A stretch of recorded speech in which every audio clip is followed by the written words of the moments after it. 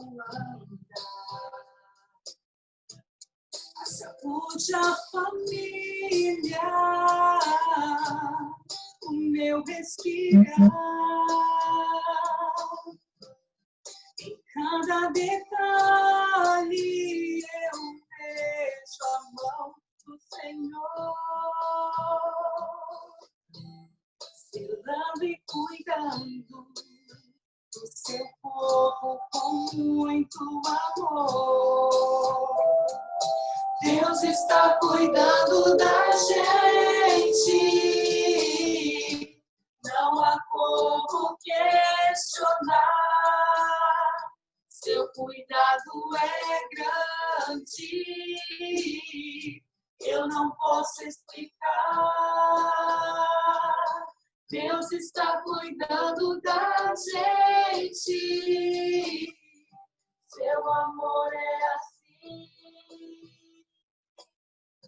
Mesmo não merecendo, Ele cuida de mim.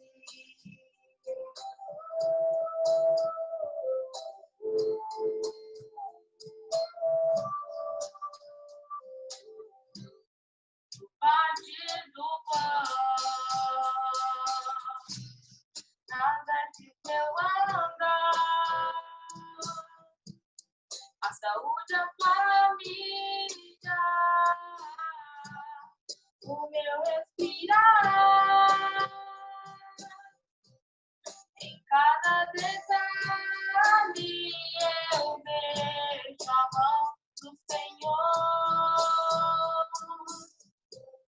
zelando e cuidando do seu corpo com muito amor. Deus está cuidando da gente, não há como questionar. Seu cuidado é grande, eu não posso explicar. Deus está cuidando da gente, seu amor é assim. Mesmo não merecendo, Ele cuida de mim. Esse é o nosso Deus, não importa as circunstâncias, pode vir com o vídeo que for, mas o nosso Deus vai estar cuidando de mim, de você. Creia nisso, confie.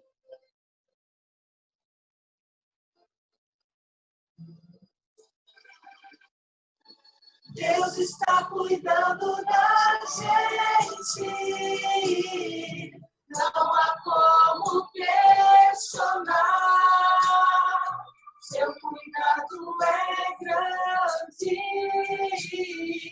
eu não posso explicar.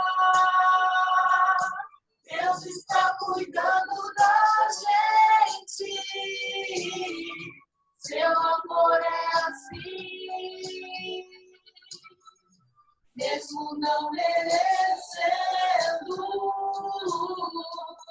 Ele cuida de mim. Mesmo não merecendo, Ele cuida de mim. Mesmo não merecendo, Ele cuida de mim. Amém? Esse é o nosso Deus. Ele cuida de nós todos os dias. Confie.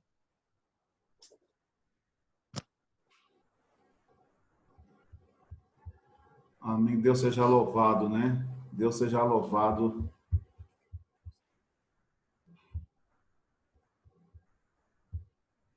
Deus seja louvado por essa mensagem maravilhosa, dessa família maravilhosa. Que Deus continue abençoando vocês, como sempre atuando na igreja, né? Nós teremos mais uma oração.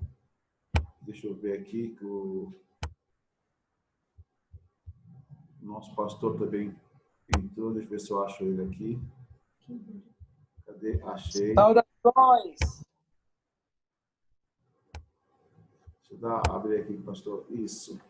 Pastor Wellington, pastor do nosso distrito. Pastor, muito bom estar.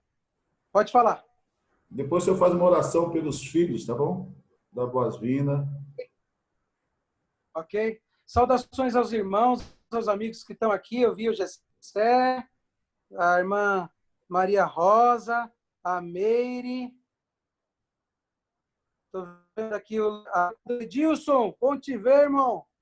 A Érica, o Emerson e o Anderson. Bom ver vocês. Irmão Arlindo. Ei, Chico, tudo bem, Chico? Saudações. O Felipe, junto com a família, é uma alegria ver vocês. A irmã Maria Cândido, Pedrão, saudações. Irmã Nailde, irmã Eliane Isaura, a Eliette, está em todas, hein, Eliette? E mais um aqui que não está identificado, só está escrito iPhone. Mas que legal, gente. Que da hora ver vocês. O irmão Hélio, a Luciana, a Vera, a Sandra, junto com a Raíssa, a Cida. Muito bom. O Jorge, o Edson, a Laudiceia, a Anitta, o pastor Cláudio, que já está aí também, a Joelma, a Quitéria, a Pâmela, a Patrícia, a Lurdinha e os demais que estão chegando ainda. Muito bom estar com todos vocês nesse momento de culto de família. Nós agradecemos ao pastor Cláudio, que será o preletor, o palestrante dessa tarde também. Acabei de sair de uma reunião de anciãos abençoada. Tenho notícia boa para a igreja do Serraria. Nós vamos retomar os cultos online a partir do segundo sábado desse mês de junho. Então, teremos transmissões da nave da igreja do segundo e do quarto sábado. Depois vou fazer outro vídeo para falar mais. Mas estamos muito felizes com essa iniciativa da igreja do Serraria e os cultos de quarto que retomaram também na semana passada. A gente agradece aí o Gessé, o Leandro, o Wellington e outros que participaram também aí desse momento. Já que o tema é filho, quem tem filho sabe o quanto que é importante orar por eles, né? É porque é uma parte da gente. A gente gosta demais das nossas crianças, sejam filhos de sangue, sejam filhos de coração, filho continua sendo filho. Então, nós vamos fazer uma oração nesse momento. Ô, Priscila, saudações, bom te ver aí. Manda um abraço para o Zé também. Vamos fazer uma oração, então. Querido Deus, nós te agradecemos, porque em meio a todas as boas coisas que experimentamos na vida, o Senhor nos deu o privilégio de experimentarmos o amor dos nossos pais. O Senhor também nos deu o privilégio de experimentarmos o amor de um casamento. Te louvamos de forma especial porque o Senhor também nos deu a oportunidade de experimentarmos o amor que podemos experimentar ao termos um filho, uma filha, Pai. Te louvamos porque as nossas crianças, porque sempre serão lembrados assim, mesmo quando estiverem velhinhos, as nossas crianças são o motivo da nossa alegria. Te louvamos porque o Senhor tem um plano maior na vida de todos nós. Pedimos de uma maneira especial que o Senhor esteja visitando a cada um dos nossos filhos nas decisões que eles estão tomando para a vida, na definição profissional, na definição familiar de cada um deles. E nós já oramos já de antemão por tudo aquilo que ainda vai acontecer na vida deles, Pai. Pedindo que o Senhor possa aplanar o caminho, possa proteger do mal e possa conduzir a vida de uma maneira especial. Peço que o Senhor continue completando essa obra na vida de todos eles e que a tua obra permaneça, Pai, na vida deles. Te agradecemos por esse momento de culto de família também. Pedimos que o Senhor visite a teus filhos que também estão participando desse momento agora. Em nome de Jesus, conduz também o pastor Cláudio e todos os momentos que teremos aqui. Em nome de Cristo Jesus. Amém. Amém. Vamos ouvir mais uma mensagem. Vamos ver mais uma mensagem musical pelo casal Micene. E logo em seguida, pastor Cláudio, será o senhor, tá bom?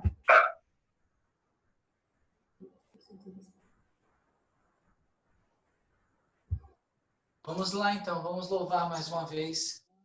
A música que nós iremos cantar agora é ficou um marco, né, na nossa família. Onde nós passamos, nós estamos cantando na Semana da Família essa mensagem musical. E eu dedico a todas as famílias, né, não só a minha, mas a todas as famílias que estão presentes aí, né, aquelas também que não puderam entrar. E eu queria agradecer também a presença dos nossos familiares, né? Foi convidado, eles estão presentes. A minha mãe, que está lá no Rio de Janeiro, um beijo, mãe, te amo, se cuida. E os demais da família que estão presentes aí e os amigos, tá bom? Vamos louvar o nosso Deus.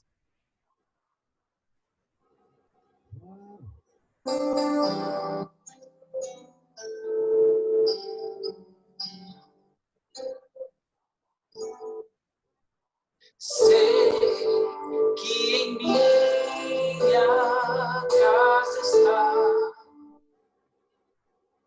sempre cuidar do meu lar. O Senhor é meu pastor, e nada faltará. Pois sei que tu és fiel. Tu és fiel a mim. Sei que meus filhos crescerão e terão as bênçãos de tuas mãos.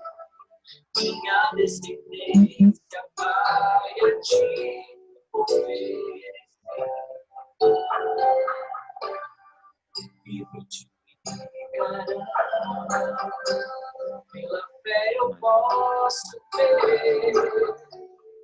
Deus da família abençoe o meu lar. Deus da família vem a casa edificar. Curar em nossos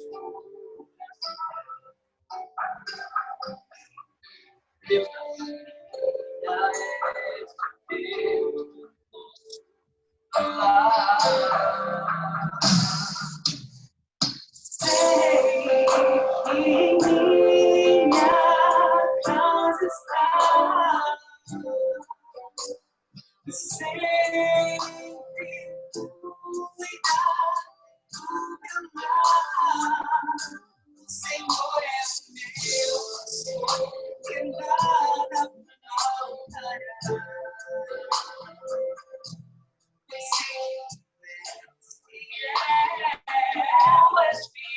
És fiel a mim.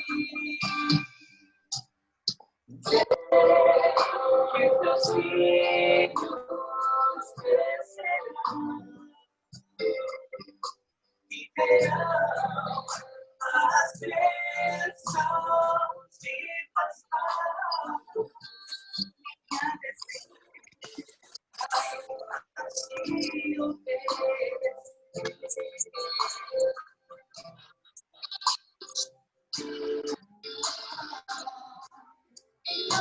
Eu posso ver Deus da família abençoe o teu lar. Deus da família, minha casa ficar. Faça morada eterna em nosso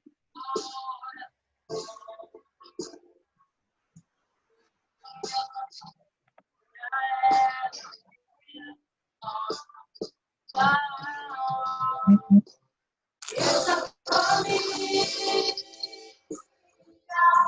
abençoe o teu lar. Deus da família, minha casa edificar. Nossa morada eterna em nós. Cadê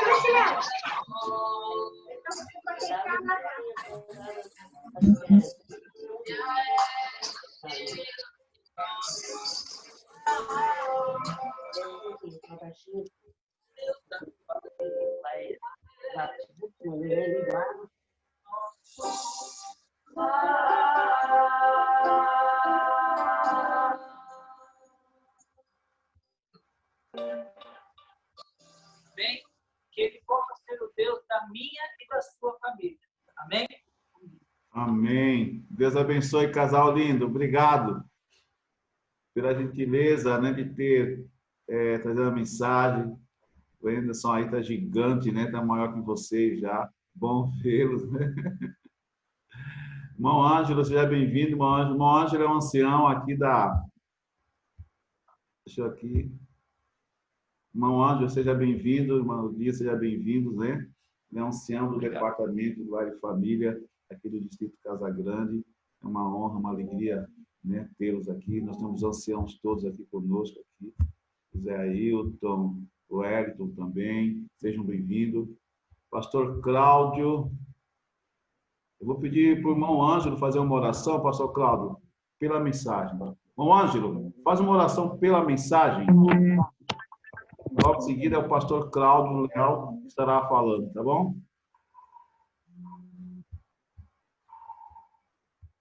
Você repita, eu não entendi. Eu não ouvi, irmão Ângelo. Fazer oração pela mensagem, que logo em seguida será o pastor Cláudio. Fazer uma oração agora. O senhor está me convidando, né? Que eu não estou ouvindo. Isso. Ok, vamos orar. Bondoso Deus, a nossa gratidão, Senhor, porque nós estamos desfrutando das bênçãos em família, irmãos, plenamente no sábado do Senhor, que o Senhor criou, abençoou, santificou e reservou para os teus adoradores. Obrigado, Senhor, porque mesmo em tempo de pandemia, o Senhor tem cuidado de nós, da nossa família, dos nossos negócios. E enquanto nós cuidamos, ó Deus, das coisas do Senhor, o Senhor cuida das nossas coisas. Abençoa nessa tarde, essa reunião, sobre família, sobre os filhos, a liderança do departamento da família, o irmão Jessé e a irmã Meire, o pastor Wellington também nos auxiliando nesse trabalho, e também, Senhor, a pessoa, o pastor Cândido, Senhor, que carinhosamente, o pastor Cláudio vai abrir a tua palavra, Senhor. O Espírito Santo, Deus, nos conecte com ele e conosco para que possamos ouvir a tua palavra. Abençoa nossa família, nossos filhos, em geral. Por Jesus. Amém.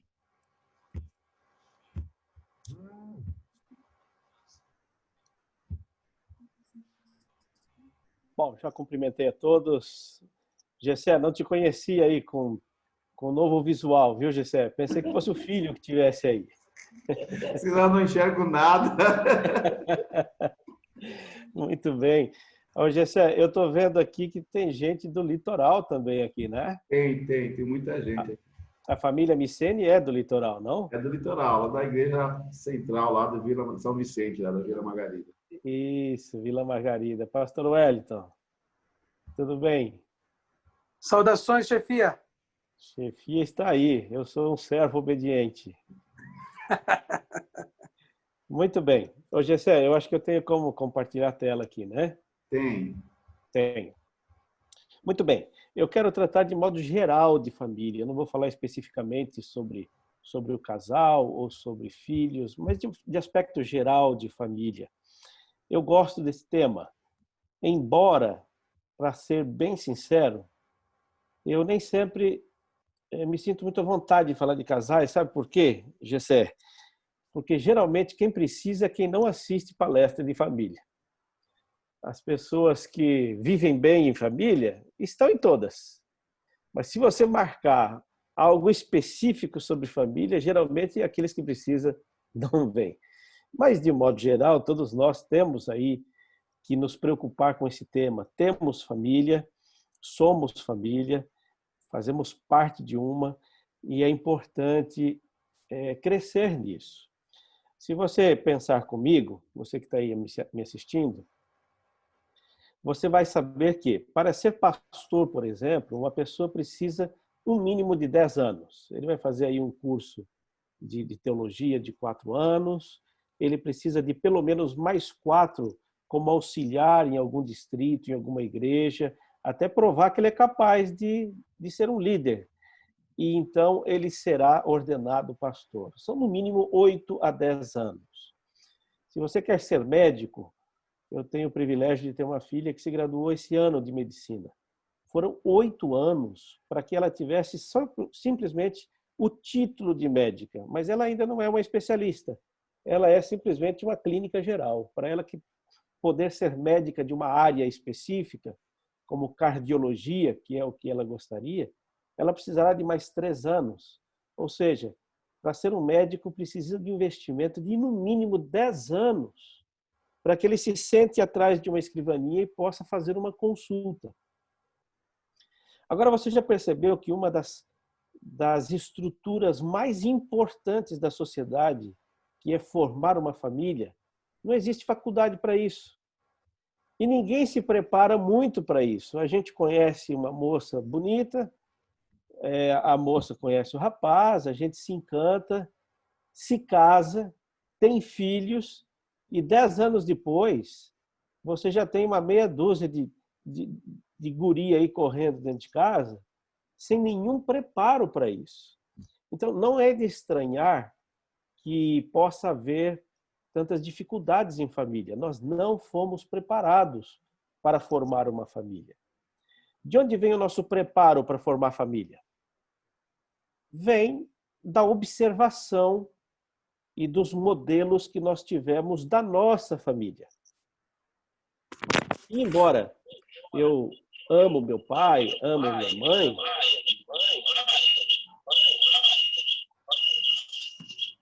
ô Gessé, acho que você pode fechar os microfones que estão abertos aí, deixar só o meu.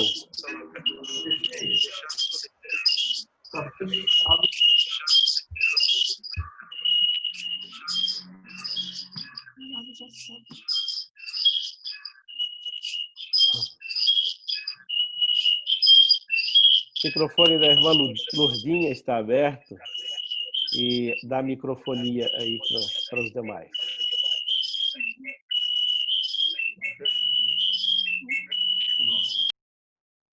Ok, obrigado. Então, nós formamos a nossa família sem nenhum preparo. Nós formamos nossa família com base na experiência que trouxemos da nossa casa.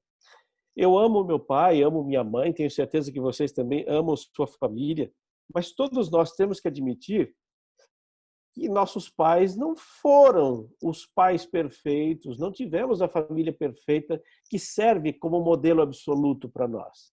Há coisas que eles fizeram muito boas, há coisas que eles fizeram que não nos agradou, mas é isso que nós sabemos, esse é tudo que nós sabemos, esse é o melhor modelo que tivemos.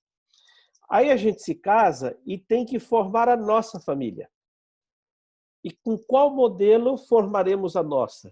Com um pouquinho daquilo que veio da minha família, com um pouquinho daquilo que veio da família da minha esposa, somando erros e acertos e tentando acertar na construção da nova família. E, infelizmente, a gente não acerta sempre.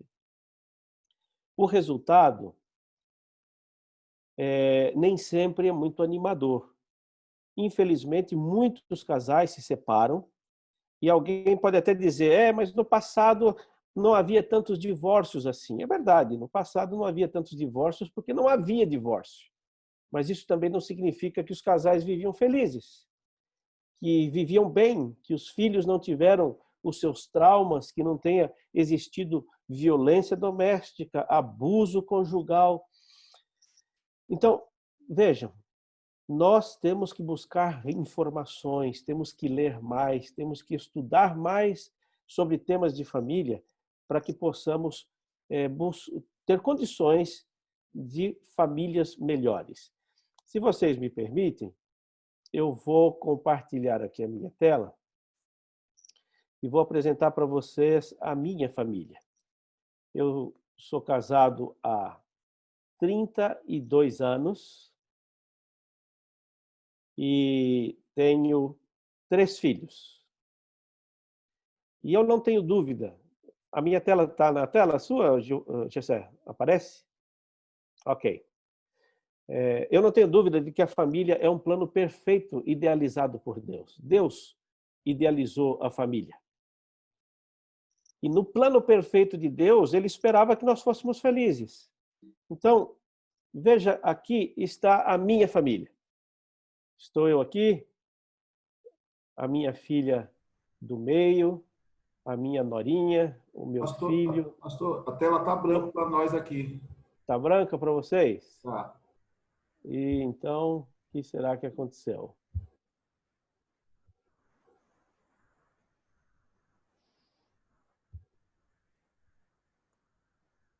Bom, eu vou voltar aqui, vamos ver se... Aparece a seta do mouse, mas não aparece a foto. Vou abrir de novo, se não der certo, paciência. Não aparece para vocês? Não. Se eu abro compartilhar, aí você vai lá na foto do senhor, aí clica, né? Tá lá do ladinho, está escrito assim, compartilhar. Aí você clica e aparece a foto. Sim, a minha tela está compartilhada.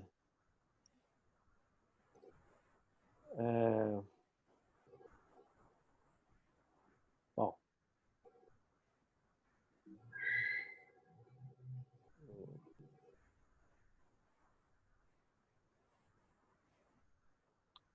Vamos deixar para lá, então.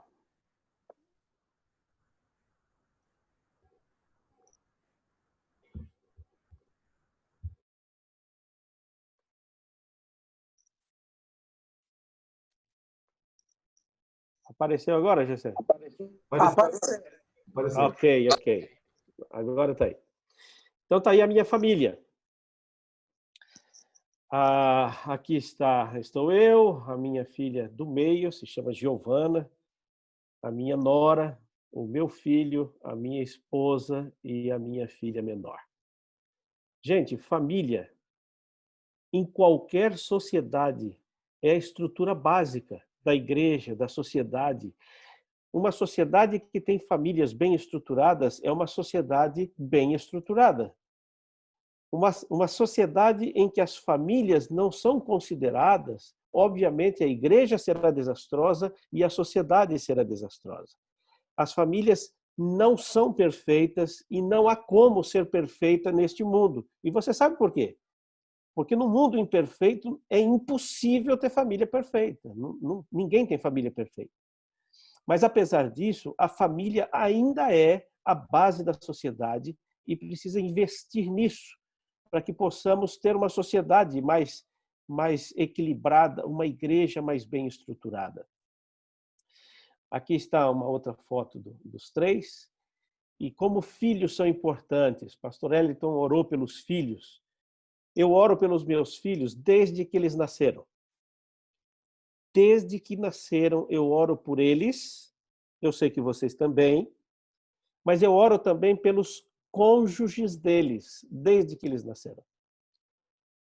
Desde bebê, eu oro para que a família que está criando um menino ou uma menina que no futuro iria se casar com os meus filhos, os pais tivessem também a mesma preocupação em formar valores, caráter, princípios, para que lá no futuro, quando eles se conhecessem, eles pudessem ter uma família melhor. E Deus tem honrado as minhas orações, respondendo.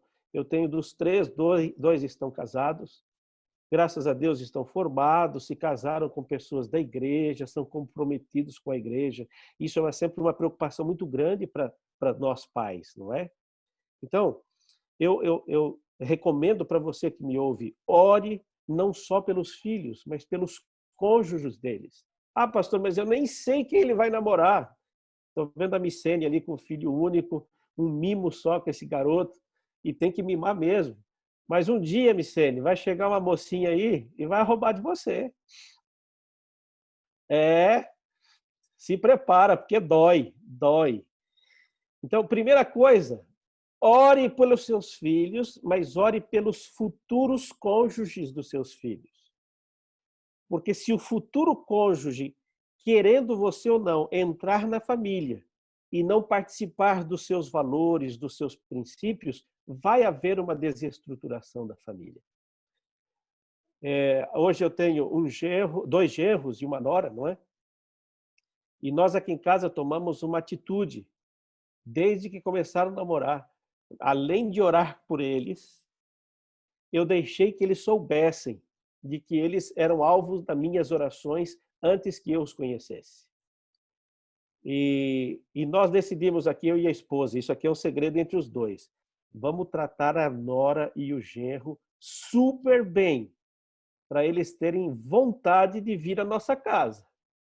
Porque quando genro e nora não gostam dos sogros, eles não deixam o namorado, não. Mas eles levam o namorado para a casa do outro. E os pais sofrem com isso. Orem pelos seus filhos e seus genros. Invistam, pais, invistam na educação deles. Eu sei que sermonear, dar sermões aos filhos nem sempre resolve. Mas eu trabalhei muito bem com as crianças o seguinte: vocês não se casam antes de se formar. Nós estamos numa sociedade em que os jovens atropelam o processo e põem o carro na frente dos bois.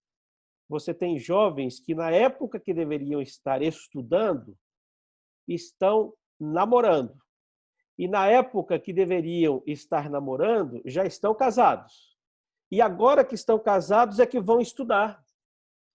E começam uma vida difícil, com problemas financeiros, com orçamento apertado, com pouco tempo um para o outro. E isso é uma receita muito certa para um fracasso no casamento. Então, instrua, seja firme com eles, invista neles. Antes de formados, vocês evitem se casar. A Bíblia tem exemplos interessantes sobre isso. Eu não vou ler o texto bíblico, mas eu vou mencionar para você, você vai se lembrar do que eu estou falando. Quando Jacó chegou na casa do sogro e mostrou interesse em se casar com uma das suas filhas, naquele tempo, o genro tinha que provar para o sogro sua capacidade de sustentar uma família. E tinha que dar ao sogro um dote, algum valor em dinheiro que o sogro estabelecia o valor. Olha, para casar com minha filha, você vai ter que me dar aí uns 30 mil reais, por exemplo. Eu acho que devia voltar essa história, viu, Gessé? E não é porque o sogro queria dinheiro. Para que era esse dinheiro? Esse dinheiro é uma espécie de fundo de garantia da esposa. Se esse camarada casasse com ela e não a tratasse bem, ou viesse a se divorciar dela, as mulheres daquele tempo não tinham como trabalhar fora, não tinham emprego, elas teriam que voltar para a casa dos pais ou morarem sozinhas. Nessa situação, onde elas teriam um dinheirinho para sobreviver?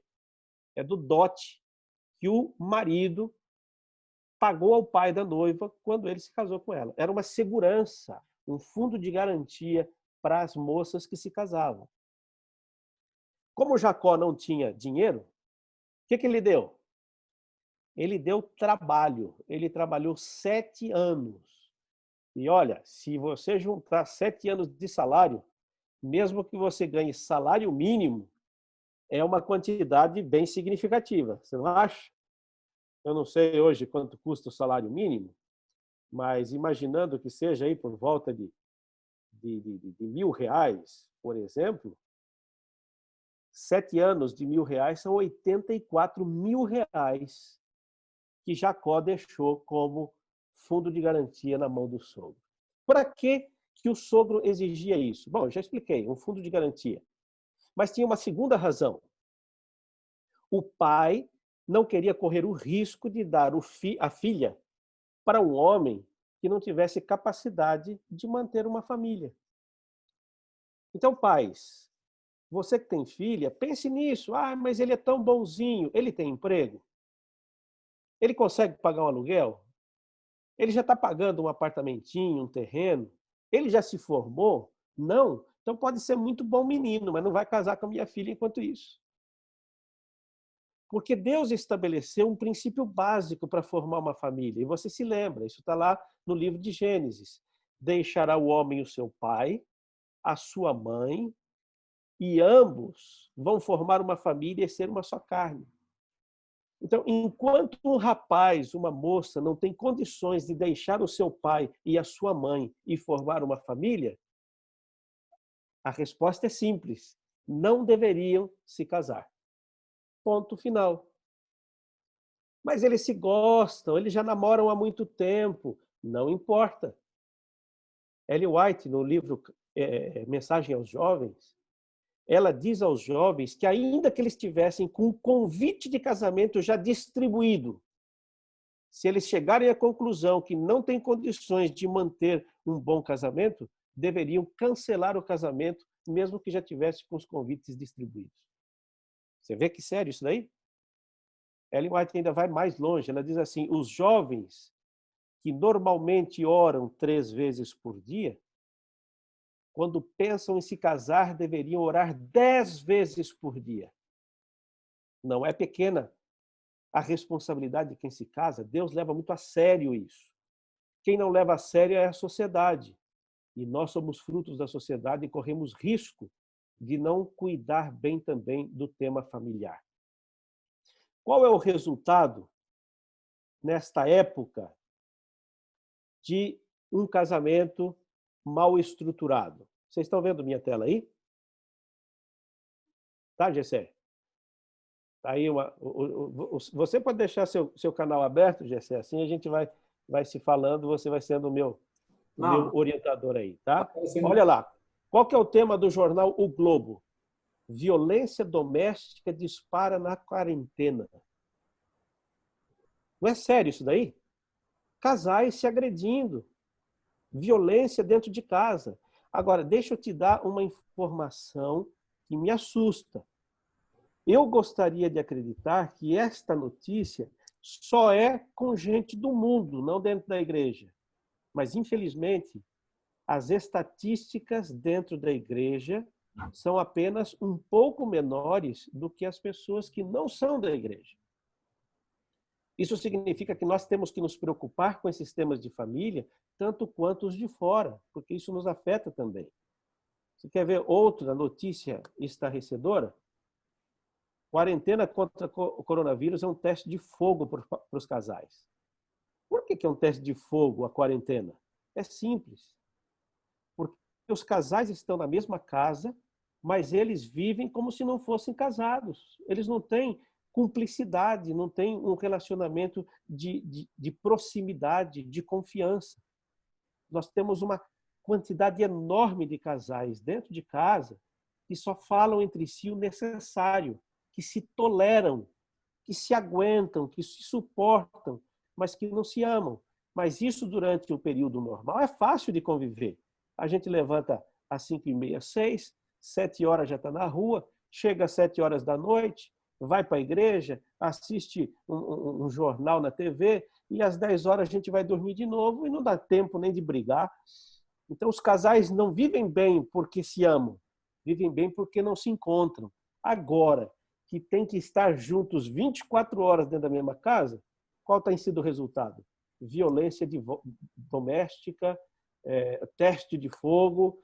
Esse jornal de Minas Gerais diz assim, divórcios no Brasil podem aumentar durante a pandemia. Algumas cidades, o pedido de divórcio aumentou em mais de 50%. O que isso indica? Que há muita gente vivendo na mesma casa, mas não significa que estão vivendo bem, estão vivendo em conflito. Porque coisa que começa mal não tem como terminar bem. O que começa mal, termina mal. Mas Deus tem um plano perfeito para esse mundo imperfeito. E é que as pessoas vivem em família. Em qualquer nação do mundo que você vai encontrar que a base da sociedade e da igreja é a família. Seja na Europa, na África, na Ásia, a família continua sendo a base de tudo. E viver em família, meus irmãos, é o que nos traz identidade, que nos dá segurança. As estatísticas mostram que os casais casados, eles têm uma qualidade de vida maior e eles têm uma expectativa de vida mais longa. Ou seja, se casar, a gente vive mais. E tem um outro detalhe, Gessé, que eu comprovei na prática. Casais casados engordam juntos. É verdade. É verdade? É verdade. E por que os casais casados engordam? Isso tem que tomar cuidado por uma questão de saúde, mas tem também uma lógica. Eles são mais bem cuidados. Eles têm mais prazer na vida. Eles comem melhor. e, obviamente, engordam juntos. Então, vamos criar até uma frase aí, viu, Gessé, para defender a gente. Casal que engorda junto, permanece junto. Oxalá fosse verdade, né? Mas o tema da família tem que ser estudado. Infelizmente, nós falamos pouco sobre isso. E aqueles que precisam pouco participam. Pela entrada do pecado, muitas coisas alteraram na família. A família está longe daquele padrão que Deus estabeleceu. Por exemplo, hoje você tem pais, homens, que criam os filhos sozinhos. Ou porque a esposa morreu, ou porque se divorciaram, porque a esposa foi embora. Você deve conhecer alguém assim. Não é a maior parte. Porque a maior parte que a gente vê são mães criando filhos sozinhos. Só para você ter uma noção de como isso é grave, no Brasil, existem mais de 5 milhões de crianças que estão registradas só no nome da mãe. A criança nem sabe quem é o pai, porque o pai não assumiu, o pai não deu nome, o pai desapareceu. E é muito grande o número de mulheres que criam filhos sozinhas. E eu te pergunto, este é o modelo que Deus havia planejado: pai, mãe e filhos. Este era o modelo perfeito. É o modelo perfeito. Este modelo é o modelo imperfeito do pecado. Pais criando filhos sozinhos, mães criando filhos sozinhas. Mas eu te pergunto, apesar de ser uma mulher sozinha com filhos, é uma família ou não é família? O que vocês acham? É ou não é? Faz um sinalzinho na tela aí para mim ver. É ou não é? Claro que é. Esta é uma família, esta é uma família, esta é uma família. Uma família incompleta, mas é uma família, aos olhos de Deus, preciosa, vítima do pecado. Você tem hoje muitas famílias que estão sendo criadas, os filhos estão sendo criados pelos avós, ou porque os pais estão doentes, ou porque estão trabalhando, ou porque morreram. É o ideal da família de Deus? Não. Não é plano de Deus que vó, vô criem os netos. Os avós já cumpriram a sua tarefa com os filhos. Os avós desfrutam dos netos, mas não era plano de Deus que criassem os netos. Aquele que teve o filho, esse é o responsável por criar o filho, mas existe. E, infelizmente, o pecado trouxe outras formas de família. E a gente, gostando ou não, aceitando ou não, elas estão aí e são família também. Homens se casando com homens, adotando crianças, tendo seus direitos legais diante da sociedade. Eu não estou falando que eu concordo com isso, mas é uma realidade que está diante dos nossos olhos. Mulheres se casando com mulheres. E eles têm o direito de adotarem filhos, de criarem seus próprios filhos ou de outros. E estas são as famílias imperfeitas no mundo imperfeito. E nós fazemos parte dessas famílias. E sabe, meus irmãos, temos que ter um olhar carinhoso com essas famílias imperfeitas no mundo imperfeito.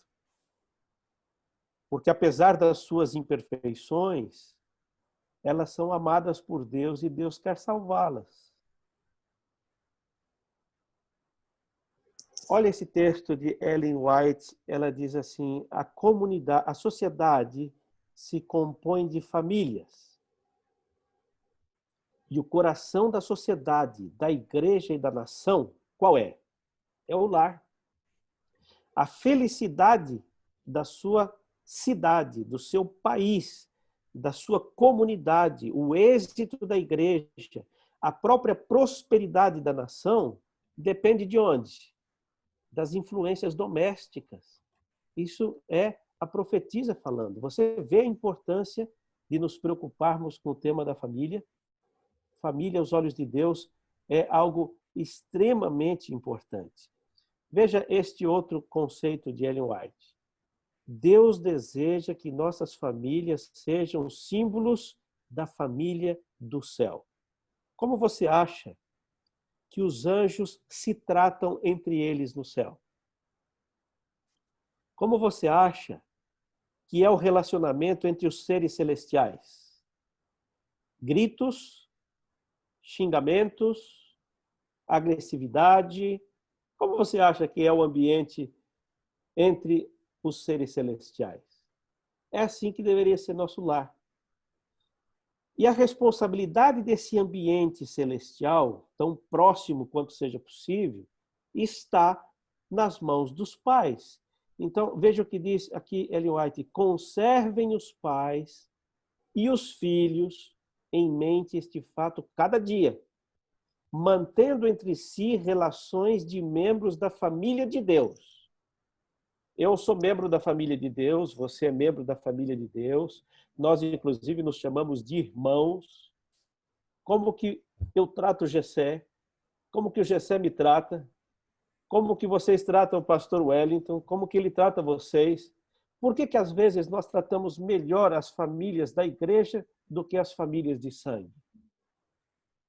Temos que ter claro que melhor do que todo mundo, temos que tratar as famílias, as pessoas que vivem dentro da nossa casa, no nosso entorno, porque elas são símbolo da família de Deus. Queridos, deixa eu tocar com vocês 5 pontos apenas. Eu vou descompartilhar aqui o meu compartilhamento de tela agora, para poder aparecer aqui na tela. E quero mencionar 5 maneiras que 5 cuidados que temos que tomar nas nossas famílias. Primeiro deles, quando nós falamos de família, nós temos que entender que família não é um conceito igual em todo lugar. O conceito de família é diferente de família para família. Para uma criança que foi criada pelos avós, que cresceu na casa dos avós, quando você fala a minha família, você está se referindo a quem? Ao avô e à avó. Não necessariamente a pai e mãe. Se uma criança é adotada e ela diz, estes são os meus pais, a minha família, a quem ela está se referindo? Aos pais biológicos ou aos pais adotivos? Obviamente que os adotivos. Então, esse conceito de família não é igual para todo mundo. Quando um jovem vai casar com uma moça, com um rapaz, e eles falam, vamos formar uma família, essa palavra tem significados diferentes na cabeça dos dois. Então, a primeira coisa que você, seu marido, seus filhos têm que fazer é estabelecer qual é o conceito de família para vocês. Porque o conceito de família dos africanos é diferente dos americanos e dos brasileiros é diferente dos europeus. Além disso, a família, ela muda com o tempo. O que era família lá atrás é diferente hoje. Sim ou não? Quando eu me casei há 32 anos atrás, quem era a minha família? Eu e a esposa. Depois de alguns anos, vieram 3 filhos. Então, quem era a minha família? Somos nós, 5 pessoas. Hoje, a minha família são 8 pessoas. É pai, mãe, filhos, genros e noras. E eu imagino que daqui a um tempo vai ser mais ainda, porque os meus filhos poderão ter filhos e serão os pais, os filhos, os genros, as noras e os netos. Então, o conceito de família ela vai mudando com o tempo. Você me entende nesse sentido? Ela muda. E se a família vai mudando com o tempo, a nossa maneira de lidar com a família também tem que mudar. Tem gente que diz assim, não, aqui em casa a gente não muda, tá todo mundo igual. Mentira! Não tem como tratar todo mundo igual, porque nós não somos iguais e a família não é igual ao longo do tempo. A maneira como a Micene trata o garoto aí não é igual como ela tratava há 10 anos atrás. Quando eu me casei com uma jovenzinha de 20 e poucos anos. Hoje, Gessé, eu durmo com uma aposentada. Ela não é mais só minha esposa. Hoje ela é sogra, ela é mãe, vai ser vó. A família mudou? Claro que mudou. E se a família mudou, a nossa maneira de se relacionar com ela, de se relacionar com a esposa, com o marido, com os filhos, também mudaram.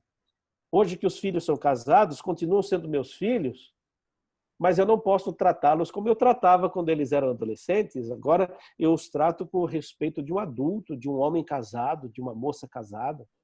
Então, eu volto a dizer, você tem que admitir que as famílias não são iguais, elas mudam ao longo do tempo e você tem que se adaptar para que essa família seja respeitada, aceita, seja completa, apesar das diferenças que elas vão sendo estabelecidas ao longo do tempo.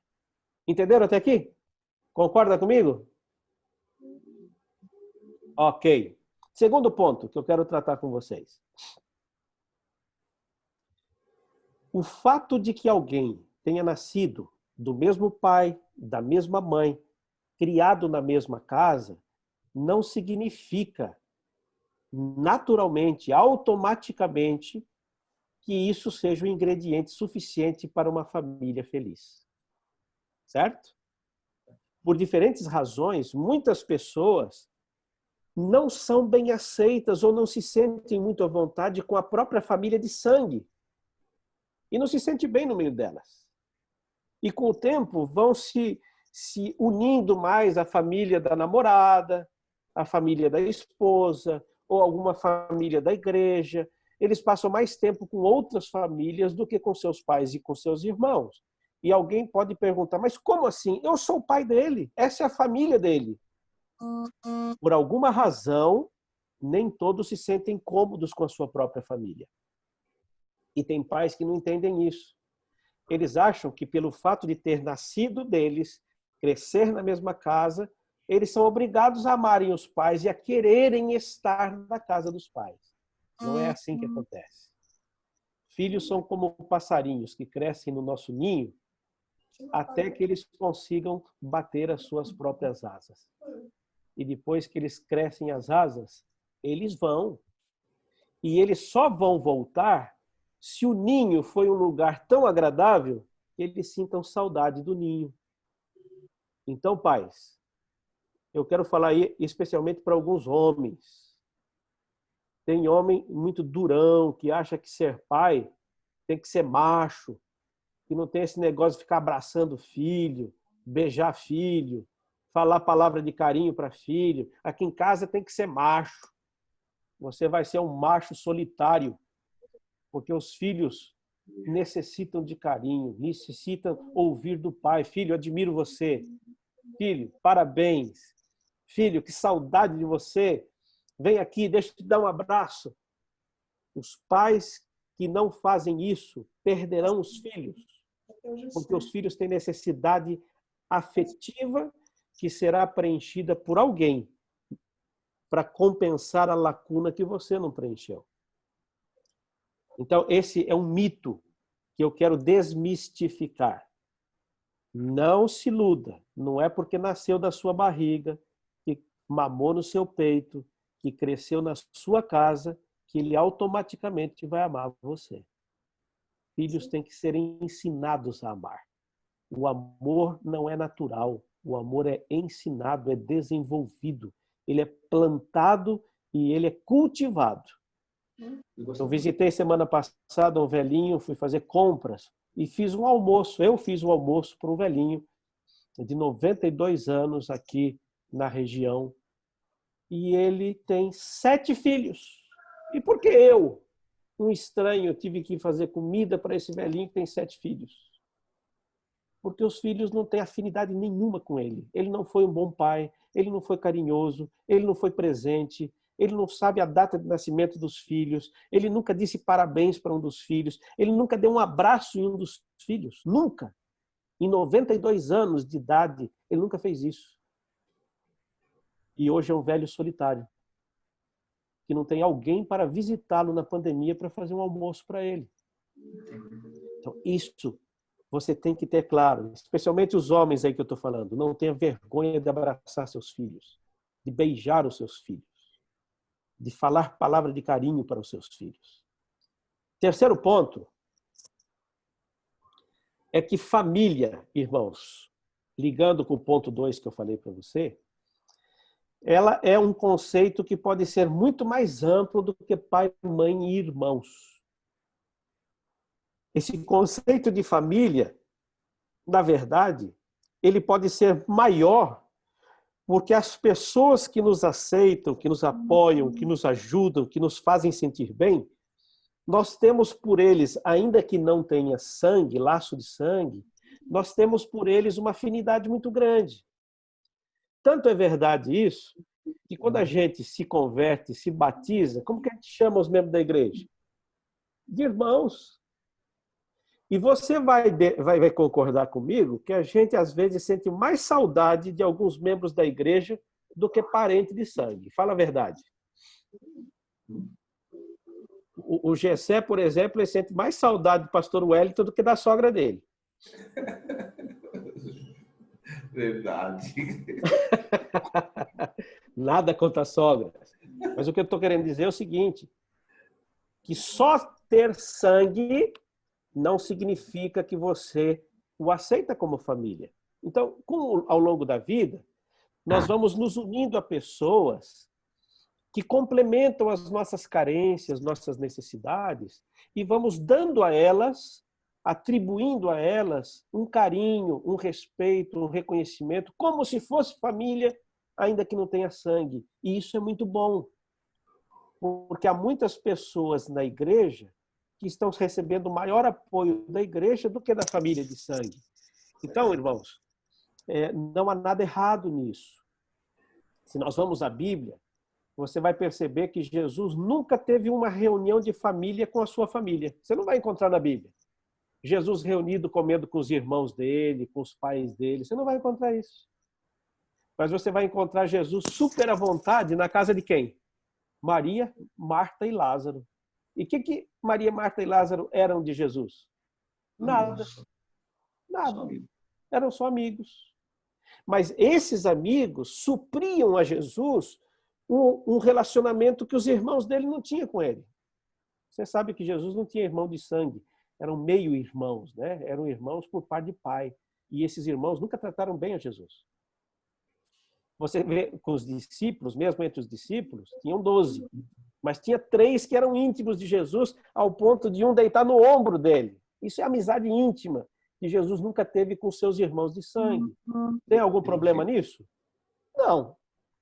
Pelo contrário, Deus permite que outras estruturas sociais complementem a nossa carência afetiva. Tudo bem. O ideal é que essa carência fosse suprida onde? Na família.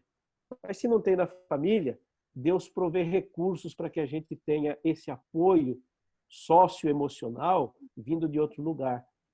Então, se o seu filho gostar muito mais de um colega, do filho de uma família da igreja do que do irmão dele, ele não está doente, ele não é um menino problemático. Isso é natural e aceitável. Há mais afinidade com alguns do que com outros. Então, eu não crio um cavalo de batalha com isso. Quarto ponto e o penúltimo ponto que quero tratar com vocês nessa tarde. E esse é um ponto bastante delicado.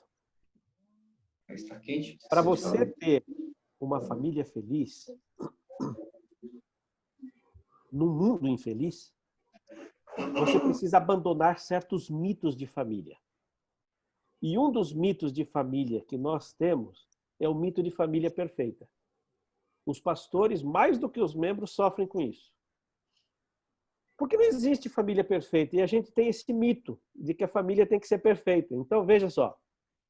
Todo mundo espera que os filhos dos pastores sejam mais adventistas do que o filho dos outros. É ou não é?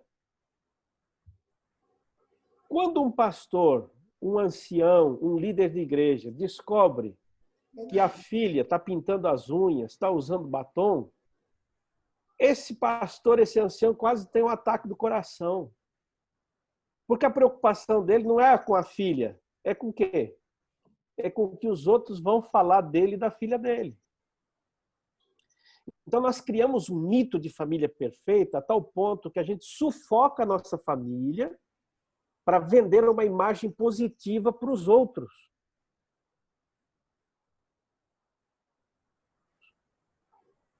E mas esse preconceito para o pastor, ancião, que sua família não é perfeita.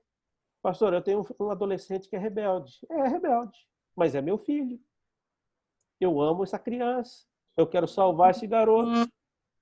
Pastor, eu tenho um jovem, um filho jovem que se afastou e está fumando. E os pais têm vergonha disso.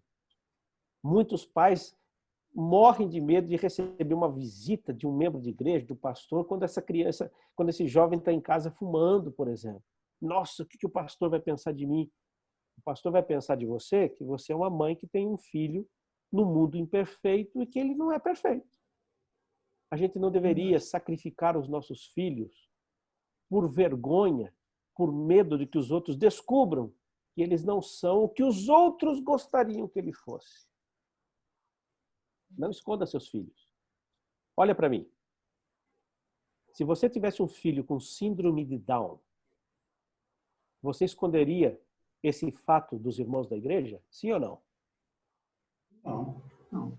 Se você tem um filho com câncer, perdeu todo o cabelo com quimioterapia, e alguém vai visitar, você fecha essa criança no quarto para ninguém descobrir que ele tem câncer? Não, pelo contrário, o que a gente faz? Irmãos, ora pelo meu filho, ele está fazendo tratamento de quimioterapia. Agora deixa eu fazer uma outra pergunta.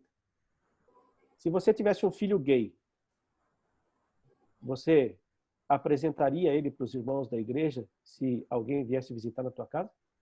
Sim. Você sim. Muitos não. Veja, irmão, nenhum pai que eu conheço na face da terra se orgulha de ter um filho gay, uma filha lésbica. Nenhum. Aliás, eu nunca na minha vida vi uma mulher grávida com a qual eu conversasse e dissesse, escuta, qual que é o sonho seu para essa criança? E essa mulher me dissesse assim, ai, pastor, o meu sonho é que esse menino nasça um gayzinho. Nunca na minha vida eu encontrei. Você já encontrou? Como eu também nunca encontrei uma mãe que dissesse, meu sonho é ter um filho diabético. É ter um filho canceroso. Tanto a diabetes, como o câncer, como a homossexualidade, como o vício do cigarro, da droga, da bebida, são situações de um mundo imperfeito que afeta pessoas imperfeitas e que afeta a nossa família também. Então, eu queria te dizer o seguinte, não sinta vergonha dos seus filhos pelos erros que eles cometem. Você já cometeu erros. Eu cometo erros. Ore por eles. Mostre o seu amor por eles, apesar disso. Eu não concordo com a sua escolha, mas eu amo você. E isso evitaria muito sofrimento para filhos imperfeitos, para pais, para famílias, porque nós não encobriríamos seus erros, mas também não os excluiríamos do nosso seio de família por causa dos seus erros. Eu te desafio a fazer um passeio pela Bíblia e ver na Bíblia qual família foi uma família modelo que a gente possa usar aqui como referência de família bem estruturada e perfeita. Você se lembra de alguma? Família de Jacó. Família modelo? Não. Não, então vamos trocar. Família de Abraão. Foi uma família exemplar? Noé. De Noé? A família de Noé tinha uma boa estrutura. Mas Noé mesmo era um bêbado. E um dos seus filhos foi punido por Deus porque foi desrespeitoso com Noé quando ele estava bêbado. Eu acho que temos algumas famílias aqui que são melhores do que Noé. Eu, pelo menos, nunca bebi. Quem sabe a família de Davi? O que você acha? Essa era mais exemplo para nós? Ou de Salomão? Viado. Então, o que eu quero dizer com isso, irmãos? Que Deus sabe que não existe famílias perfeitas. Mas como Deus tratou Salomão, como Deus tratou Davi, como Deus tratou Isaac, como Deus tratou Jacó, como Deus tratou cada um deles. Deus tratou com misericórdia, com paciência, com amor. E nós não deveríamos fazer diferente com os nossos filhos, mesmo que um deles engravide antes do tempo. É triste isso, né? Mas eu vejo pais que vêm para mim com lágrimas nos olhos, com uma vergonha. Pastor, minha filha engravidou, não conta isso para ninguém. Claro, eu não vou sair pondo no Jornal Nacional isso, não vou publicar isso no fantástico. Ninguém fica feliz com essas situações, mas isso não significa que a gente deva ter vergonha dos nossos filhos. Eu visitei uma família, ele ancião de igreja, ela diretora da ASA. Eles tinham uma filha de 16 anos e eu não vi a menina. E eu perguntei, irmãos, onde está Soraya? Pastor, Soraya não está mais em casa. O que aconteceu com Soraya? Eu peguei Soraya fumando ontem e eu toquei ela de casa. Pus as roupinhas dela na mochila, pus na mão dela e toquei ela de casa. Não quero ela aqui, porque aqui é casa de adventista, aqui não se fuma. Tá certo, casa de adventista não deveria fumar, mas você acha que ele agiu bem? Não. Foi uma atitude cristã? Não. Foi uma referência de um homem de Deus? Não. Você sabe quem, quem recebeu essa menina? Uma família da Assembleia de Deus. Recebeu a menina, deu um quarto para ela dormir, lavou as roupas dela, deu o que comer, levou ela para a igreja. Para qual igreja? Para dele. Tem muitos pais, irmãos, que estão pondo os filhos para fora da igreja e para fora do céu. Com o seu zelo cego, com a sua vontade de que os filhos sejam mais perfeitos do que eles mesmos, estão afastando os filhos da igreja e os filhos de Deus. Então, muito cuidado com isso. Isso é um mito. Família perfeita não existe. E nós precisamos resgatar os nossos filhos e ser instrumentos de Deus para isso. E eu quero terminar com esta última fala. E essa fala minha, eu tenho preocupações com ela. Há muitos pais que querem manter a autoridade dentro de casa com base no poder. Irmãos, a Bíblia diz que Abraão ordenava bem a sua casa. Ele tinha autoridade dentro de casa. Mas Abraão não usava de poder. Qual a diferença de ser um pai, uma mãe que lidera por influência, por autoridade e não por poder? Quem lidera a família por autoridade é aquele que conquistou o respeito dos filhos ao ponto dos filhos obedecerem por respeito ao pai, não por medo. Esse é o melhor cenário para se educar filhos. Filhos que tenham respeito, mas não tenham medo. Tenha estima, tenha carinho pelos colaboradores. Ou seja, filhos às vezes deixam de cometer erros porque não querem magoar os pais, mas não porque tenha medo deles. Agora, há uma outra classe de família que exercem uma liderança pelo poder. O que é a liderança pelo poder? É aquela liderança baseada na ameaça, na imposição, na ordem, no assédio. E sabe, até pode funcionar, mas com o tempo vai produzir revolta, vai produzir traumas, violência. E sabe até que momento os filhos vão respeitar? Enquanto forem pequenos e não puderem com você. Você conhece famílias que são lideradas assim? Moleque, guarda essas coisas aqui. Por quê, pai? Porque eu estou mandando. Você conhece gente assim? Você já viu gente que diz assim, olha, enquanto viver embaixo do meu teto, vai ter que fazer do jeito que eu estou mandando. Porque aqui a casa é minha e é do meu jeito. Tá bom, a casa é sua? Então você vai ficar sozinho nessa casa, porque assim que eles cresçam, eles saem e não voltam mais. Nosso modelo, irmãos, de liderança paterna, materna, não é de poder, não é de ameaça. Moleque, se você não fizer isso, eu vou te enforcar, moleque. Quer dizer, dois erros. Primeiro, que está fazendo uma ameaça. E segundo, que está falando uma mentira, porque eu não vi nenhuma mãe crente enforcar o filho ainda. E o filho sabe que a mãe está mentindo. Então, você está errando duplamente. Está ameaçando, está mentindo e está perdendo a autoridade religiosa que você tem sobre ele. Pais adventistas não lideram por poder. Pais adventistas lideram por autoridade. E a autoridade se conquista pelo respeito, pelo carinho, O filho tem medo de magoar o pai, de entristecer a mãe, mas não tem medo de se encontrar com ele. Infelizmente, esta não é a realidade de muitas das nossas famílias, infelizmente. Mas fica a dica. Quem sabe numa outra live a gente possa tratar especificamente sobre esse tema de liderar com autoridade e a diferença entre liderar com poder. Mas eu quero terminar agora com 2 textos bíblicos que, para mim, resume todas as relações familiares. Se nós praticássemos só isso, a vida das nossas famílias seriam muito melhores. O primeiro deles se encontra em Mateus capítulo 7, versículo 12. Você sabe de memória, tá? Eu vou mencionar aqui, você já vai lembrar. Portanto, tudo o que quereis que os homens vos façam, fazei-o também vós, porque esta é a lei e os profetas.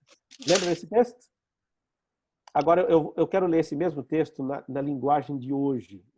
Ela fica bonita na linguagem de hoje. Ele diz assim: façam aos outros o que vocês querem que eles façam para você, pois isso é o que quer dizer a lei de Moisés e o ensinamento dos profetas. 7:12. Profundo, não? 7:12. 7:12 de Mateus. Profundíssimo isso. Então, deixa eu falar aqui ao seu coração. Eu estou longe, eu posso falar porque eu não tenho risco de ser agredido, viu? Se você não gostar, você pega o Gessé depois aí. Mas, Gessé, você gosta de chegar depois do trabalho cansado em casa e encontrar uma comida fresquinha preparada para você comer? Claro. Claro. Você sabia que ela também gosta? Eu? Ela também gosta. Então, se você seguir o conselho da Bíblia, faça para sua esposa, eu esqueci o nome da sua esposa, Gessé. Meire. A Meire é uma santa, né? A Meire já tem garantido o passaporte do céu. Mas, Meire, ensina esse... Bom, eu sei que o Gessé faz, mas muitos maridos não fazem. Na minha casa, quem cozinha? Quem chega primeiro?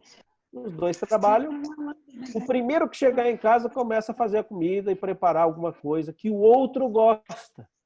Você já pensou como seria a nossa vida de casado se um gastasse tempo, energia, tentando agradar o outro e o outro fizesse a mesma coisa? Seria um mundo maravilhoso. O problema é que nesse mundo cheio de egoísmo, a gente quer que o outro faça para a gente o que a gente não está disposto a fazer. Homem gosta de cafuné. Mulher também. Faz cafuné na esposa, Gessé. Passa um creminho na mão para você não vir com mão de pedreiro fazer carinho na cara dela, viu? Nós temos que aprender a fazer para o outro o que o outro gosta, o que nós gostaríamos que o outro. Quem fez o comentário aí? Pode falar. É você direto? Deixa, agora deixa. Já foi, deixa. Mas nós temos que aprender isso, irmãos.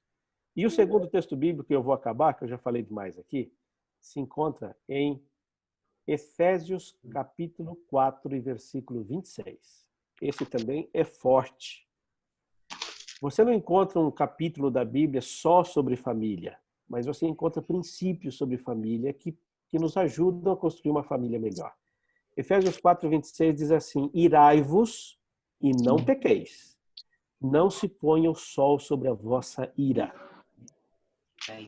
Na linguagem de hoje, está mais bonito ainda. Ele diz assim: se vocês ficarem com raiva, não deixem que isso faça com que pequem e não fiquem o dia inteiro com raiva. Agora eu vou traduzir para a nossa linguagem moderna aqui. Aconteceu um problema hoje, o que a Bíblia está querendo dizer? Resolve quando? Hoje. Agora. De preferência agora. Mas se não conseguir resolver agora, porque agora nós estamos com sangue quente, não se deixe pôr o sol sobre esse problema. Ou seja, não deixe acabar o dia sem resolver isso. Eu também tenho diferenças com a minha esposa. A gente não pensa igual. Tem coisas que a gente nunca vai pensar igual. Mas a gente vive super bem, faz 32 anos. Mas nós temos um princípio aqui em casa. e eu conto o segredo para vocês. Vocês me dão um minutinho para acender a luz, porque está ficando escuro aqui. Só um minutinho.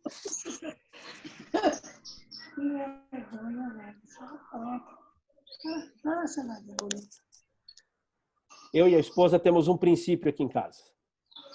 Aconteça o que acontecer, nós nunca vamos dormir separados. Ela pode até estar com cara feia, mas eu vou deitar lá e vou dormir agarrado com ela. Mas eu falo com você. Não vai ficar para amanhã. Porque os problemas nunca melhoram com o passar do tempo. Problema é igual cimento. Raiva, ira, é igual cimento. Se você deixar para lavar uma lata de cimento no dia seguinte, o que acontece? Não consegue. Não consegue mais, virou pedra. Então, pedir perdão não é uma coisa fácil. Reconhecer o erro não é simples. Se eu não faço hoje, amanhã fica mais complicado. E depois mais complicado.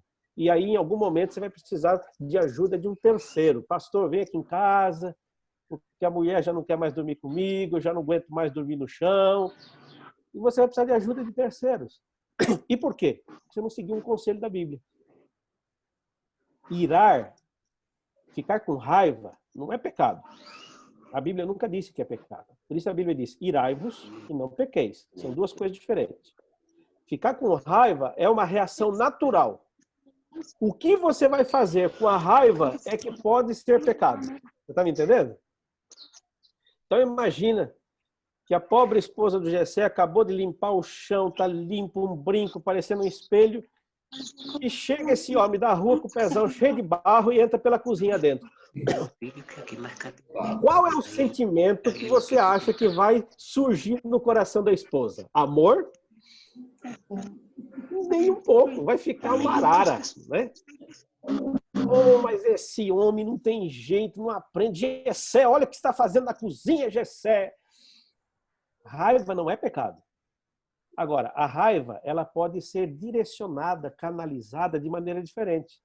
Ela pode pegar uma panela de água quente e jogar na cabeça de Jessé. Ou ela pode simplesmente dizer, meu amor, olha o que você está fazendo. Eu estou tentando limpar o chão, está tudo sujo. E ele vai reconhecer que desculpa e está resolvido. Resolvido não, você vai pedir desculpa e limpar de novo o chão, viu, Jessé? Se nós levarmos esses dois versículos a sério, as condições da nossa família já seriam muito melhores. Então, queridos, não espere que o outro mude. Faça esforço você de mudar, de tornar o seu ambiente melhor. Eu vou terminar com um texto bíblico. Não, nem vou. Já falamos demais. Deus abençoe vocês. Se você está há 10 anos casado, você precisa crescer no relacionamento. Se você, como eu, está casado há 30, não pense que já aprendeu tudo. Precisa crescer. Ellen White tem uma frase que ela diz assim: o casamento é a única escola no mundo em que você jamais receberá um diploma. Sabe por que a gente nunca vai receber o diploma? Porque você nunca vai se formar. Porque a gente vai aprender no casamento, aprender por quanto tempo? Sempre. Se você estiver casado 50 anos, você vai estar aprendendo 50. Se ficar casado 70, você vai estar aprendendo 70. Se vivesse 1000 anos casado, você estaria 1000 anos aprendendo. Então, é a única escola que ninguém vai receber diploma. Então, irmãos, continue investindo na família. Parabéns, Jessé, pela iniciativa. Obrigado pelo convite. Eu estou à disposição quando queiram, quando precise. É um prazer estar com vocês. Deus fortaleça as suas famílias, abençoe os seus filhos. E, de preferência, nos salve todos para o reino dos céus. Amém.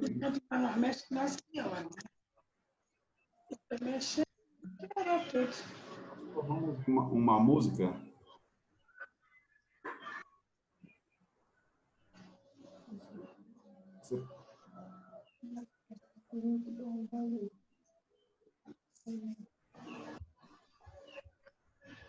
Jorge, essa já está dando obrigado para ele. Pastor, Onde você colocou lá? final, o senhor faz a oração depois no final, tá bom? Ok. Acho que a produção não tá ruim, então.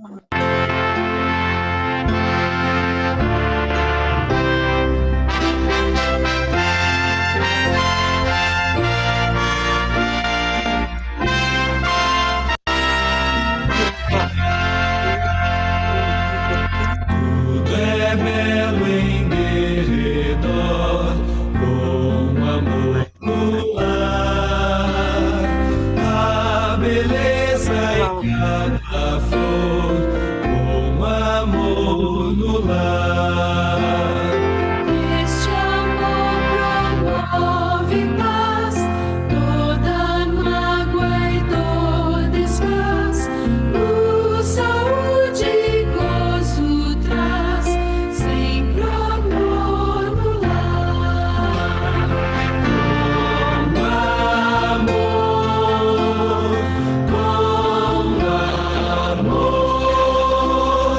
não há dor, não há pesar.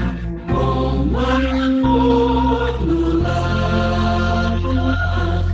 Na choupana há prazer, com amor no lar. Hoje não pode haver, com amor no lar. Cada rosa em seu matiz, vozes de aves tão gentis, tudo faz-se mais feliz, com amor no lar. Com amor, não há dor, não há pesar, com amor no lar. Meu Jesus, que eu seja teu, dá-me amor no lar. Faz-me renunciar ao eu, faz-me mais amar. Vida mais feliz terei, hei de estar aos pés do Rei, sempre andando em sua lei, com amor no lar.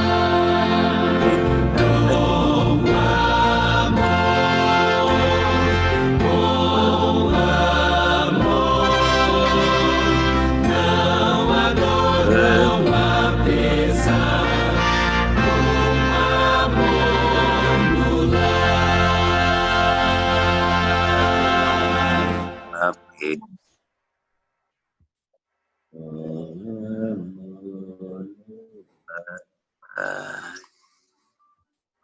Oramos. Oramos. Nosso bom Deus, nós te agradecemos pelo privilégio de ter a nossa família. Nós reconhecemos os defeitos, as imperfeições, mas também te agradecemos pelo privilégio de termos formado uma família que nos dá sentido ao viver, nos dá identidade. Te agradecemos também pelo privilégio de fazer parte da família de Deus nessa terra. Amém. Pelo apoio dos irmãos, pelo carinho que recebemos dos nossos irmãos que não são de sangue, mas que são preciosos ao nosso coração. Queremos um dia, Senhor, estar no reino dos céus com os nossos filhos, com os nossos cônjuges. E nós sabemos que podemos estar lá não por causa da nossa perfeição, mas pela graça infinita e a misericórdia do Senhor Jesus. Amém. Nesse momento eu oro, Senhor, por cada um dos nossos filhos. Muitos deles não seguiram o caminho que planejamos para eles. Há filhos que se afastaram de Deus, há filhos que se envolveram com dificuldades, com problemas. Há filhos queridos também. Eu quero rogar por aqueles que se desviaram, que o Senhor, em seu infinito amor, não se canse de apelar com o Espírito Santo ao coração deles, Mas também orar por estes filhos queridos que permanecem na igreja, que o inimigo não tenha poder de afastá-los dos seus caminhos. Que quando Jesus Cristo regressar, tenhamos o privilégio de entrar no reino dos céus com a esposa, com o marido e com todos os filhos que o Senhor nos deu. Amém. Deus não nos deu filhos para perdição. Deus nos deu filhos para a vida eterna. Algum deles está afastado, nós os colocamos em tuas mãos, pedindo que Deus os resgate, restaure, perdoe e os salve. Em nome do Senhor Jesus. Amém. Amém. Deixa eu ligar aqui o microfone. Obrigado, pastor Cláudio. Obrigado, pastor, pela gentileza. Obrigado a todos que, meio outro, apoiaram o Ministério Lar e Família. Prazer para vocês. Deus abençoe. Obrigado pela mensagem, pastor. Pastor Ayrton, fala alguma coisa? Cadê você? Faltou só um momento de perguntas. É verdade, é verdade. Faltou a gente perguntar para o pastor, Jessé. Faltou ter tirado um tempo para a gente fazer. Vamos esfolar o pastor Cláudio aí, ó. Aproveitar ele aí, ó. O microfone está aberto. O microfone está aberto. Ou o Jessé tem chance de fazer uma outra live para a gente fazer resposta, ou vocês podem aproveitar agora. Vocês decidem. Vamos lá. Só que tem que ser um de cada vez, hein, gente? Para não atrapalhar o pastor. Eu estava, pastor, eu estava aqui falando como que eu faço o café da manhã e levo para o meu esposo, que quando eu acordo, ele já levantou e já tomou café. Ele nem espera acordar. Olha, tem outras coisas que você pode fazer por ele, viu? Eu acho que você faz Dá mais dica aí, pastor, para me ajudar aí. Eu acho que você faz muito bem, porque ele não está magrinho, não, viu? Você deve estar dando muito bom trato para ele.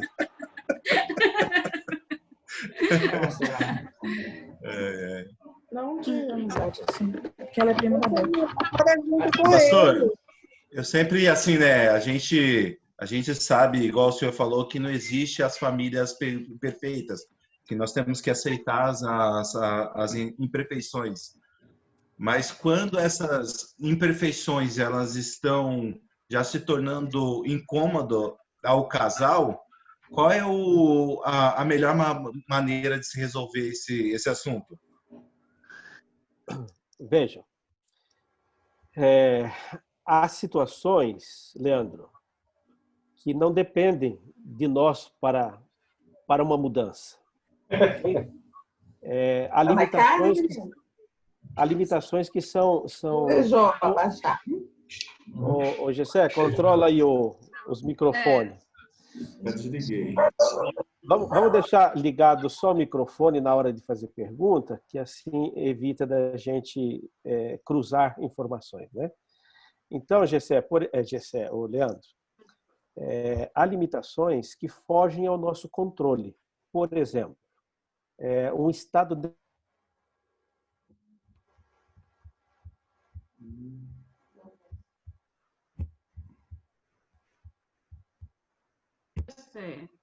Não é para fechar o do pastor, não, Jessé. É só o nosso. Já abri aí. Eu nem sei onde que eu parei aí, Leandro, até onde eu estava falando. Mas eu vou repetir. Há certas limitações, imperfeições, que não dependem da pessoa. É maior do que nós. Então, imagina, por exemplo, que a esposa fique depressiva.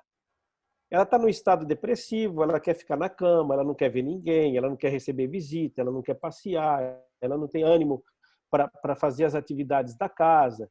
Eu te pergunto, é uma limitação? É uma imperfeição? Claro que é. Mas depende só dela solucionar esse problema? Não. E eu não vou deixar a esposa simplesmente porque ela está depressiva. Esse é um problema, é só um exemplo, né? Pode ser muitos outros. É um problema resultante do pecado, de uma família imperfeita, que necessita do apoio de ambos para buscar a melhor solução. E a solução pode não existir. Pode não ter solução. E nós teremos que encontrar caminhos para conviver da melhor maneira possível dentro de uma situação que não tem solução. Você me entende? Então, o que nós podemos fazer como casal para conviver, apesar de você ter câncer, de você ser diabética, de você ter depressão? Então, bom, vamos supor que ela seja diabética. Não pode açúcar, não pode um monte de coisa. Como marido, o que você pode fazer para que a gente tenha momentos bons juntos, sem prejudicar a ela e sem inibir os seus direitos também? Então, bom, se eu sei que minha mulher é diabética, eu não vou comprar pizza todo sábado à noite, porque ou eu vou comer sozinho ou eu vou matar a mulher. E a mulher não vai fazer pudim todo sábado, porque ou ela vai ficar viúva e vai assassinar o marido. Entendeu? Então, o casal tem que aceitar, primeiro, admitir a existência de uma limitação, de um problema. Segundo, procurar soluções juntos, ou para eliminar o problema quando é possível, ou pelo menos para conviver com a melhor qualidade possível dentro da situação que não tem solução. Entende?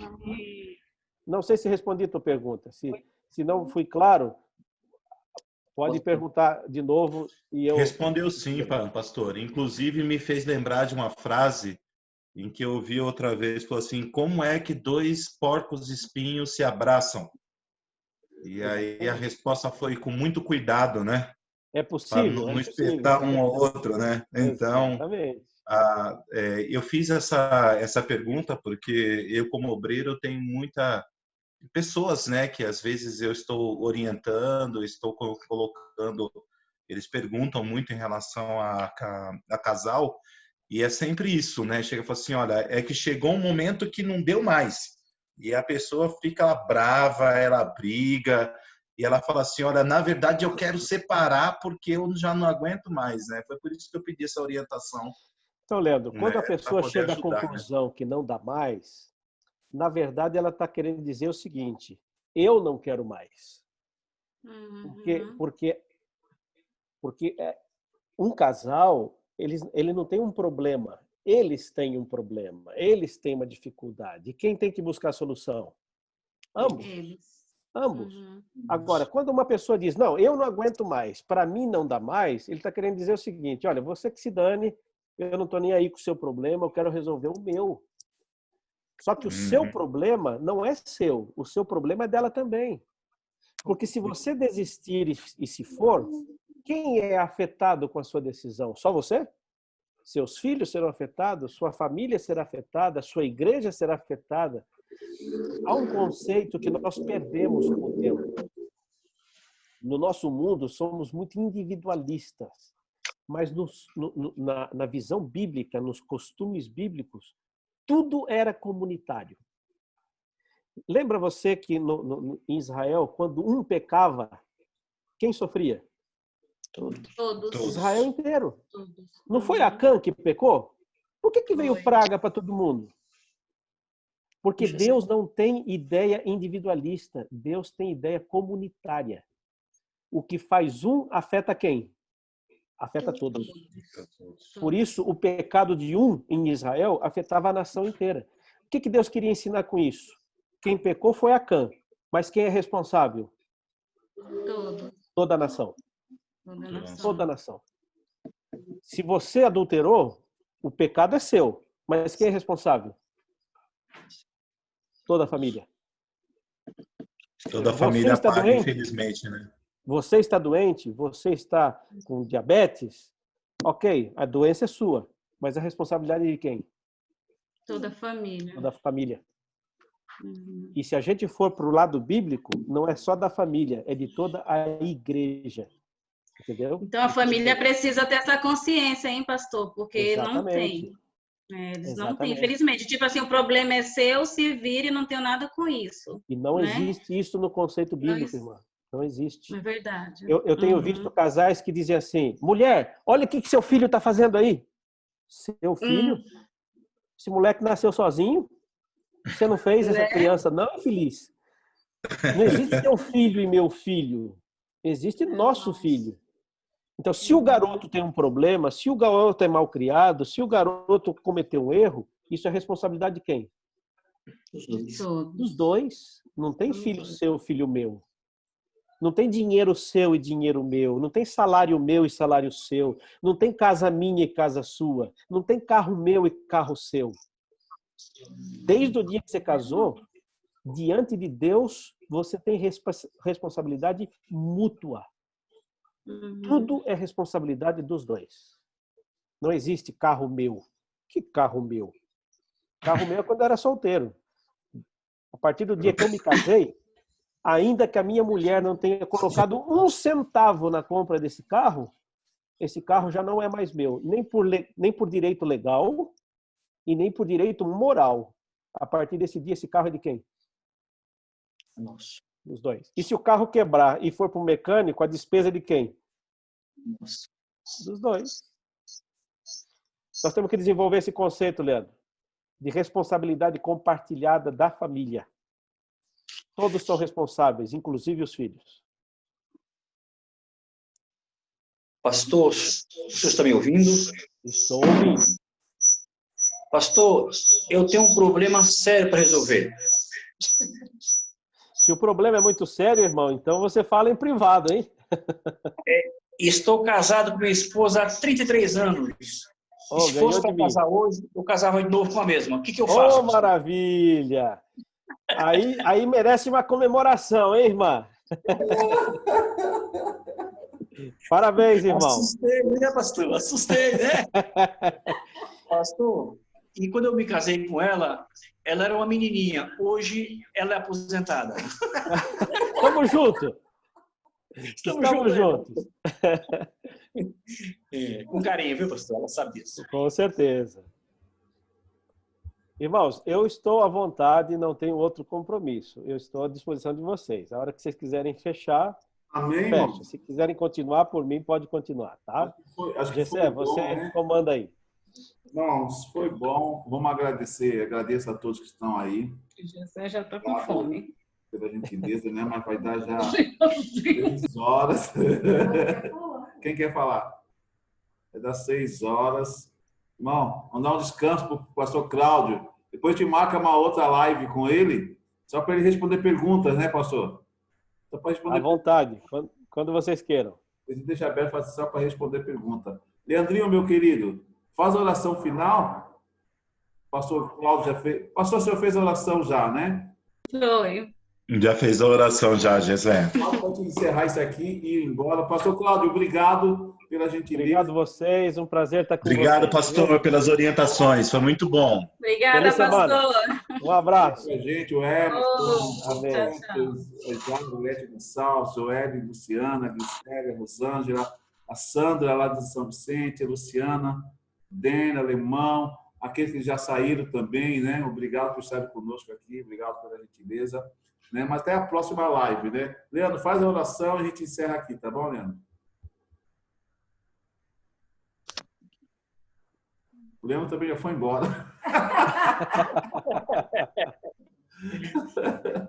O Leandro foi embora já também. Pastor, o irmão Anjo, que é o ancião aqui do Departamento de Família aqui do Serraria, faz uma oração para a gente, irmão, e encerra para a gente aqui.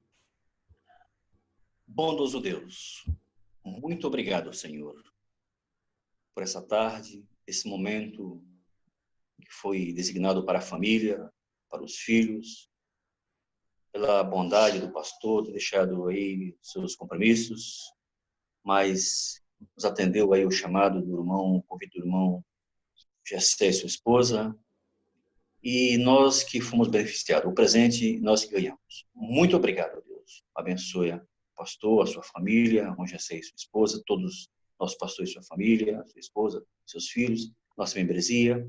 E diante de nós há uma semana desconhecida, mas o Senhor está no controle. Portanto, Deus, suplicamos essas bênçãos, em nome de Jesus, hoje e sempre. Amém.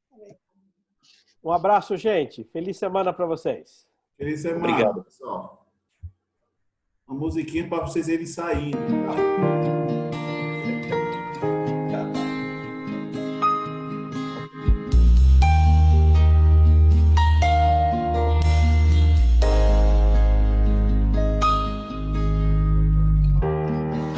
noite passada eu tive um sonho.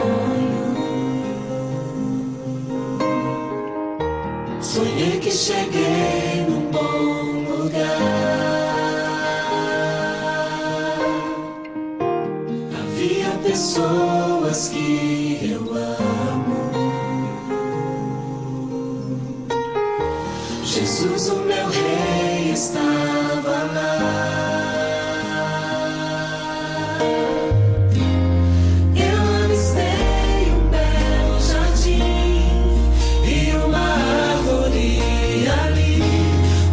Chamou, eu abracei.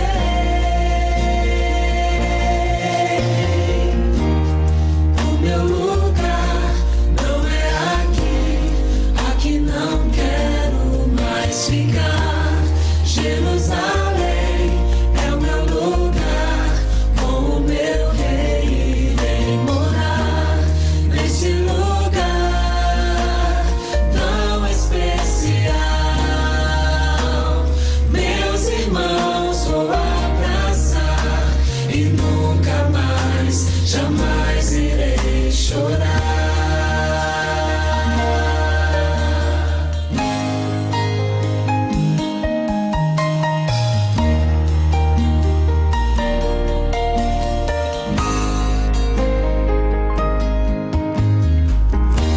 Depois que eu tive este sonho, fiquei a pensar no que faltou. Algumas pessoas que eu amo, não sei o porquê não estavam lá.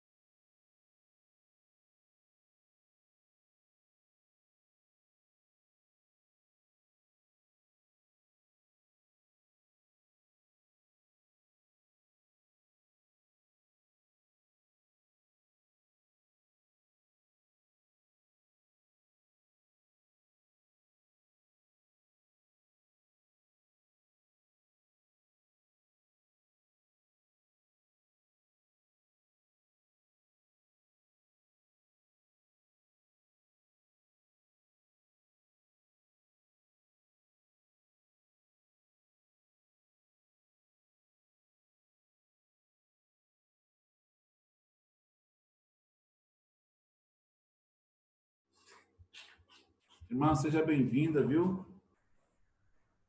Nós acabamos a nossa live agora. A gente está pensando que fosse uma amiga nossa, que está pedindo para ligar o live, a tela. Deus abençoe a irmã. Até a gente vai fazer mais uma live com o pastor Cláudio, agora live de perguntas, tá bom? Mas só quero agradecer a sua presença, a gentileza da irmã ter estado conosco aqui. Até mais, irmã. Eu vou estar encerrando aqui a sessão. Nós acabamos agora de terminar aqui a live, tá bom? Deus abençoe, irmã.